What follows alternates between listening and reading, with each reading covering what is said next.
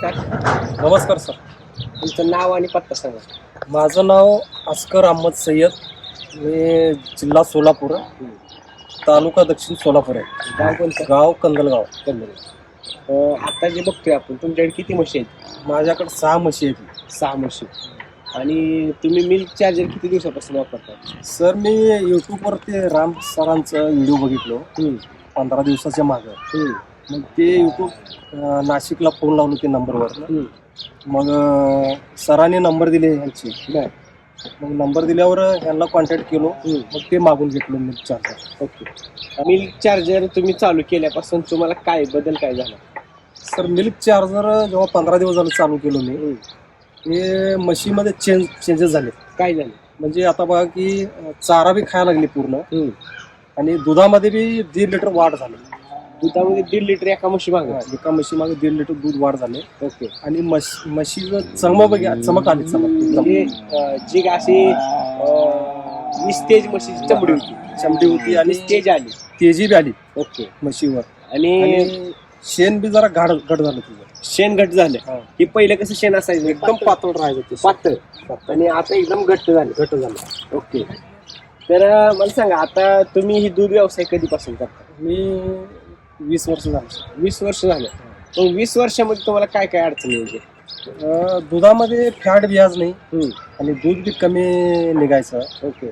जितकं आम्ही चारा पाणी करायचं, म्हणजे ते धान्य बिन्य ते घालायचं त्याला, त्याच्यामध्ये यश येत नव्हतं तेवढं. म्हणजे तुम्ही कष्ट करायचा, खर्च करायचा, खर्च जास्त होतो. खर्च जास्त व्हायचा.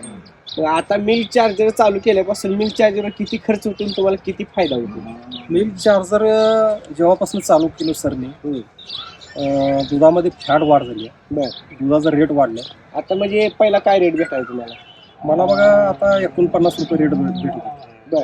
आता 60 रुपये रेट भेटायला. 49 न 60 रुपये. 11 रुपये एका लिटर वाढले. आणि 1.5 लिटर दूध वाढलं. म्हणजे साधारण वाढीव रेट आणि दुधाचा रेट हिशोब केला तर किती वाढलं दिवसाचे बघा की सर 500 रुपयामध्ये फरक वाढ झाली. 500 रुपये रोजचं वाढलं. म्हणजे महिन्याचे किती वाढले?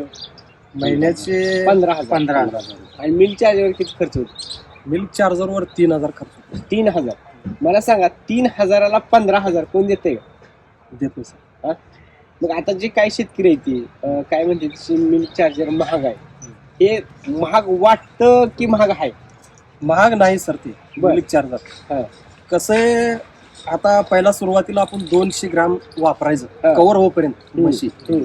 जेव्हा म्हैस कवर होती तेव्हा आपण 100 ग्रामवर कमी करायचं. ते असं जरा वापरलं तेव्हा परवडते. आता शेतकरी काय करते सर, 50 ग्राम वापरते. ते रिझल्ट तेवढं लवकर येत नाही. आणि ती म्हणजे वापरतो. आपल्याला म्हशी कव्हर करायची तर 200 ग्राम पहिला सुरुवाती 8 दिवस किंवा 15 दिवस ठेवायचं ती 200 ग्राम. मग 200 ग्राम कमी करत 50 ग्राम आणायचं. ओके. म्हणजे कव्हर होते ते. ओके. जरी म्हणजे बंद करायचं नाही, पण समजा एखाद्या वेळेस बंद करायला अडचण आली तर प्रमाण कमी देताय तुम्ही? पण बंद करत नाही. पण जर रेग्युलर 100 न ठेवलं तर अजून वाढतंय. वाढते ना. बघा, तुम्ही नुसते म्हशीच पाळता की तुम्ही काय सर्व्हिसला? मी सर्व्हिसला सर. सर्व्हिस करून मी करतो. पण काही शेतकरी फक्त दूध व्यवसायच करतात, म्हणतात दूध व्यवसाय परवडत नाही. मग तुम्हाला परवडतो? मला परवडते सर. बर. कसं काय? हे म्हशीचं दूध ह्याच्यामध्ये मला परवडतो म्हणून मी करतो सर. नाहीतर परवडत नसेल तर मी कशाला केलं. बरोबर. मिल्क चार्जरच्या आधी काय भावना होती तुमची? मिल्क चार्जर जेव्हा नाही भेटलं होतं मी बी निराशेच होतो. बरं. म्हणजे आताच्या शेतकऱ्यांच्याच परिस्थितीत निराश होतो. मला दूध बी भेटत नव्हतं त्या टायमाचं क्वालिटीचं, आणि रेट बी भेटत नव्हतं, आणि दूध बी निघत नव्हतं. म्हणजे जे आपण आता म्हैस आहे, गाय आहे, त्याचा इन्कमच दूध आहे. त्याला दर भेटला, त्याला फॅट भेटली, ती जर दूध सातत्यानं आलं तरच त्याला तुम्हाला पैसे भेटणार आहे. काही म्हशीची नुसती म्हशी दारात आहे म्हणून पैसे भेटणार नाही. बरोबर. माणूस कसा एखादा कामाला गेला, थोडं काम जर केलं तरी ठरली हजेरी मिळणार. तशी काही गाय दारात आहे म्हणून पैसे मिळणार नाहीत आपल्याला. मग अशा शेतकऱ्यांना काय संदेश देऊ की जी शेतकरी आज अडचणीत आहे आणि त्याला सुद्धा वाटतंय माझी गायचा गोठा बंद करायचा आहे, म्हशीचा गोठा बंद करायचा, जी तुमची मनस्थिती होती, अशा शेतकऱ्याला काय संदेश द्यायची? त्याने काय करावं सर, मिल्क चार्जर वापरावं. मिल्क चार्जर असं वापरावं की पहिला 15 दिवस कव्हर करावं हम्म, गाईला. हम्म, मग गाईचं भाकड काळ बी कमी होतो हम्म. आणि दूध बी वाढतं बर. आणि गुराशी चमक बी वाढते. ओके. ते चार्जिंगच झाल्यासारखं होते. म्हणजे जनावर चार्ज होते. चार्ज मला सांगा, आता ही जी तुमचा पहिला वाया गेलेला चारा आहे, आता तसा वाया जातोय का? नाही वायाच जात नाही. बर. म्हणजे ती पण बचत झाली. ते बी बसत जाते मला सांगा, पूर्ण. सर मी आता एक वाढलं वाडा आहे माझ्याशी. ही वाढ दाखवा सर. ते वाडा कधीच खात नव्हते गुरं. बर. असला निकत चारा. विकत चारा. मग आता ते जरा टाकलं ना ते बी संपून टाकतं. म्हणजे जे काय तुम्ही देताय ते 100% खाऊन घेतो खाऊन घेतो. पहिला सर मी कुट्टीने वापरून होतो.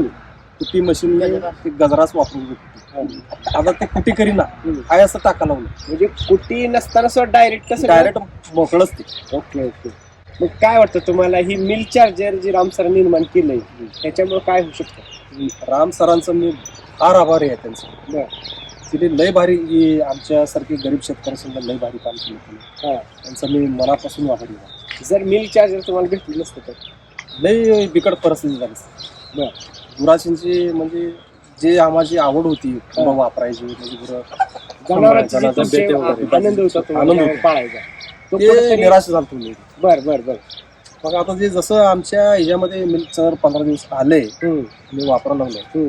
गुरामध्ये बी जरा चांगले वाटायला लागले, आम्हाला बी जरा उत्साह वाटायला लागला. आता काय जनावर वाढवायचा विचार आहे का एक वेगळीच भरारी घ्यायचा विचार? नाही आता जनावर वाढवायचं मला प्रयत्न चालू आहे. म्हणजे जो शेतकरी जनावर विकण्याच्या मार्गावर होता तो शेतकरी मिल्क चार्जर भरवशा जनावर वाढवतो.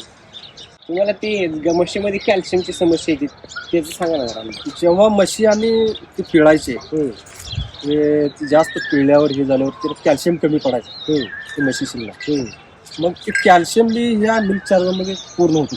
म्हणजे कॅल्शियम इतर द्यायची गरज नाही. म्हणजे मिनरल मिक्सर द्यायची नाही ना, डॉक्टर बोलवून द्यायची डॉक्टरचं गरज नाही सर. ओके. आता ते वासरू एक तिकडं दाखव सर. ते वासरू ती वासरू एक चारा खायला लागले का ते पूर्ण चारगाळ पूर्ण म्हणजे, त्याला संडास लागली तिथं. मग त्याला काय केलं 100 ग्रॅम मी त्याला हे चाललो मिल्क चार्जर चालू केलं. 2 दिवस चालू झालं तिथं संडास बंद झाला. म्हणजे डॉक्टरवर होणारा 500 रुपये खर्च त्या मिल्क चार्जरवर वाचला.